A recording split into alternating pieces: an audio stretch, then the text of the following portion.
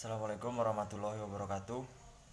Saya Sulianto dari kelompok 10 yang beranggotakan 3 orang, Putri Amelia Niwijaya dan Aida Rahmah. Saya di sini akan membahas mengenai asal-usul tumbuhan dari bentuk liar sampai dibudidayakan serta penyebarannya. Langsung saja, itu asal-usul tanaman yang dibudidayakan. Setiap tanaman yang dibudidayakan hingga saat ini asal-usulnya dari 2 sumber, yaitu penjinakan atau domestication dan seleksi. Yang pertama adalah penjinakan atau domestifikasi, yaitu membawa beberapa spesies liar ke dalam budidaya atau pengelolaan tanaman. Perubahan cara untuk memperoleh makanan dari yang sangat sederhana, yaitu cara berburu, dan mengumpulkan ke cara yang lebih maju, yaitu dengan mengolah tanah, menanam, memanen, merupakan suatu awal inovasi teknologi yang dilakukan umat manusia dalam perkembangan pertanian. Kemudian yang kedua adalah seleksi, yaitu penangkaran yang berbeda-beda dari spesies tersebut. Namun demikian, penjinakan dan seleksi saling berkaitan pula satu sama lain. Tanaman yang dibudidayakan dan dikembangkan masyarakat dunia saat ini merupakan tanaman hasil seleksi oleh manusia terhadap jenis-jenis liar yang memiliki karakter sesuai ataupun modifikasi kebutuhan manusia. Dipilih dari tumbuhan liar menjadi tumbuhan budidaya atau domestifikasi, dan telah melewati tahapan evolusi yang berlangsung cukup lama.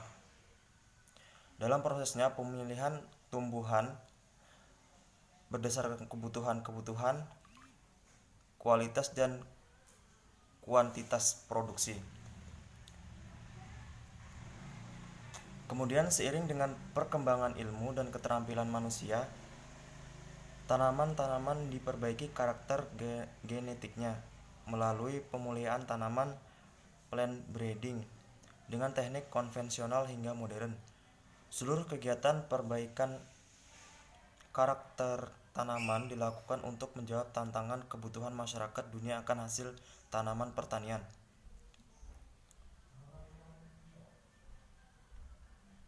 Domestifikasi tanaman merupakan proses seleksi artifisial atau non-alami oleh manusia untuk memproduksi tanaman yang memiliki lebih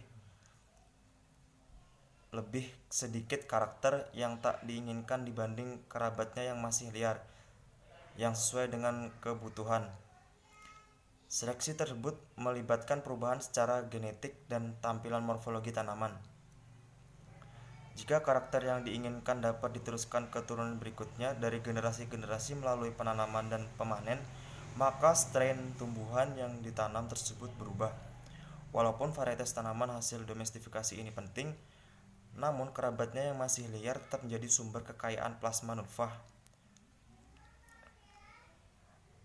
Dengan kekayaan sifat genetika yang luas, mungkin saja selama berlangsungnya proses domestifikasi, karakter penting dari tetuanya hilang, misalnya ketahanan terhadap cekaman dan penyakit. Untuk memperbaikinya dapat melalui teknik pemulihan yang melibatkan kerabatnya yang masih liar, yang masih memiliki sifat ketahanan tersebut. Kegiatan domestifikasi diperkirakan telah dimulai sejak 9.000 sampai 11.000 tahun yang lalu. Banyak dari tanaman yang dibudidayakan saat ini merupakan hasil domestifikasi 5.000 tahun yang lalu dan 3.000 tahun yang lalu. Saat sekarang, seluruh tanaman pangan penting merupakan varietes-varietes hasil domestifikasi. Berikut ini beberapa contoh dari tanaman tersebut. Yang pertama adalah padi. Proses domestifikasi dari evolusi padi cukup panjang. Oryza sativa berkerabat erat dengan Oryza perennis, sedangkan Oryza gaberrima berkerabat erat dengan Oryza berigulata. Oryza Glaberrima dan Oryza berigulata hanya endemik di Afrika, sulit hidup di luar Afrika. Sedangkan Oryza sativa dan Oryza perennis dibudidayakan di seluruh dunia. Oryza sativa yang kosmopolitan terdiri atas 3 jenis, yaitu Oryza sativa subspesies indica dibudidayakan secara luas di Asia Selatan, yaitu di India, Pakistan, dan sekitarnya. Oryza sativa subspesies javanica dibudidayakan di Cina, dan Oryza sativa subspesies javanica dibudidayakan di Indonesia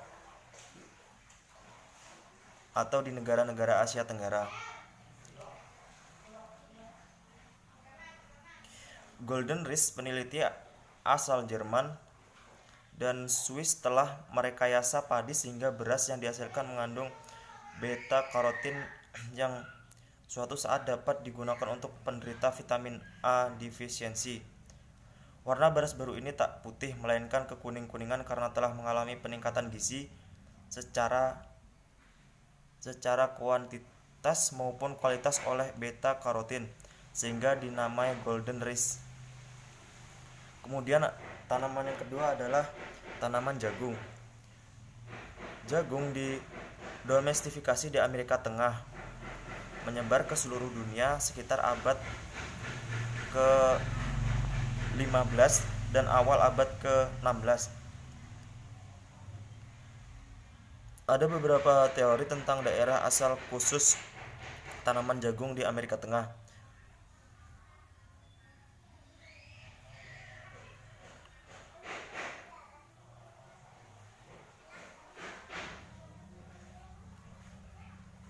Yang pertama adalah domestifikasi langsung tumbuhan teosin asli Meksiko. Material genetik yang ada pada Ziames sp.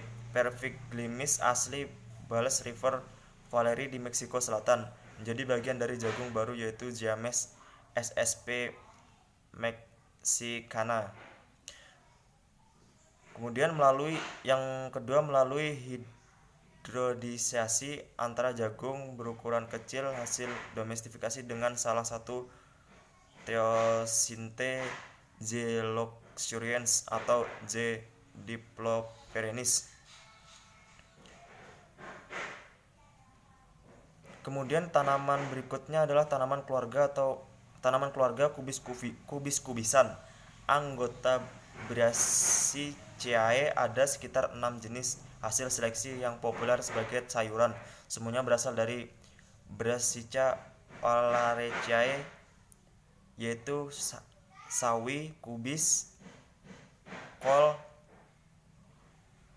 kol tunas, samping, Brussels sprout, brokoli, dan lain-lain.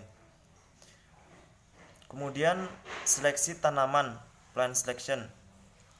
Ada 6 aturan yang harus diikuti agar tanaman yang dibudidayakan memberikan hasil yang bagus dan menyehatkan manusia. Yang pertama adalah selalu menggunakan tanaman yang mampu beradaptasi dengan baik pada masing-masing lingkungan yang baru. Kemudian tanaman dibudidayakan pada musim yang tepat. Yang ketiga, menyeimbangkan kadar hara di dalam tanah. Yang keempat, meningkatkan dan menjaga kadar bahan organik tanah. Yang kelima, jangan melakukan sesuatu yang merusak atau mengganggu kehidupan organisme tanah yang menguntungkan. Yang keenam, mempertimbangkan semua kemungkinan adanya gangguan hama dan penyakit sebagai suatu gejala yang mengganggu kelima aturan di atas. Dari 6 aturan di atas, varietas tanaman menjadi hal yang terpenting. Bumi memiliki tanaman-tanaman yang telah beradaptasi pada setiap jengkal tanah di planet ini, tumbuh baik walaupun tanpa perhatian manusia. Kemudian adalah daerah asal tanaman.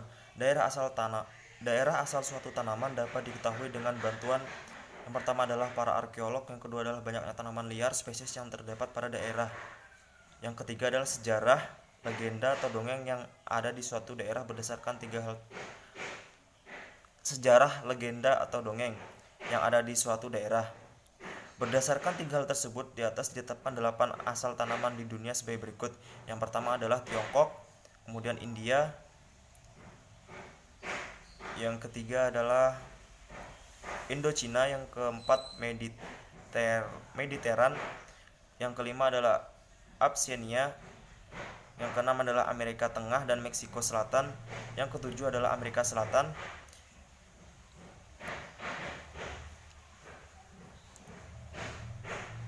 Kemudian penyebaran tanaman. Penyebaran tanaman dapat terjadi dengan berbagai cara. Yang pertama adalah pengaruh alam, yaitu air yang mengalir dari suatu daerah ke daerah lain, angin yang bertiup dari tempat suatu ke tempat lain.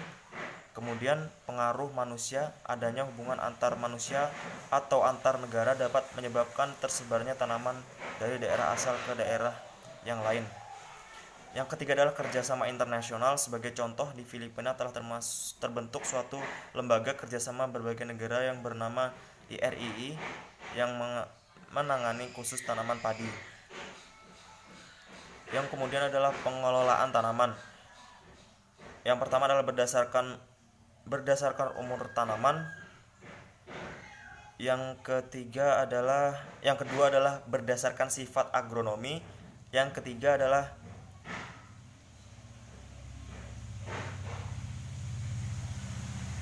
berdasarkan tujuan penanaman.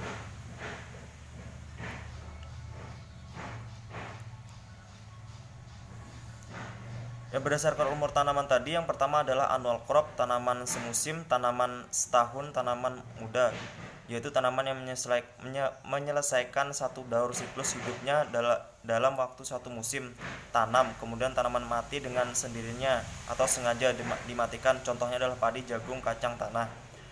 Yang kedua tadi adalah berdasarkan sifat agronomi,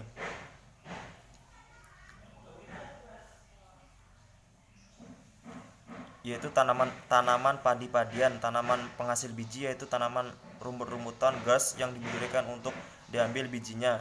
Grain digunakan sebagai bahan pangan, contohnya adalah padi, gandum, dan barley dan oats.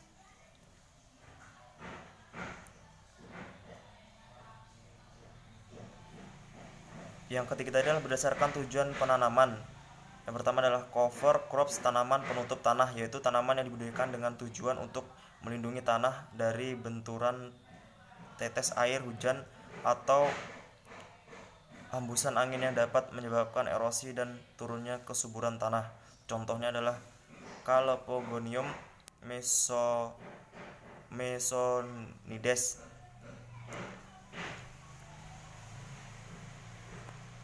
Demikian itu tadi presentasi dari saya mengenai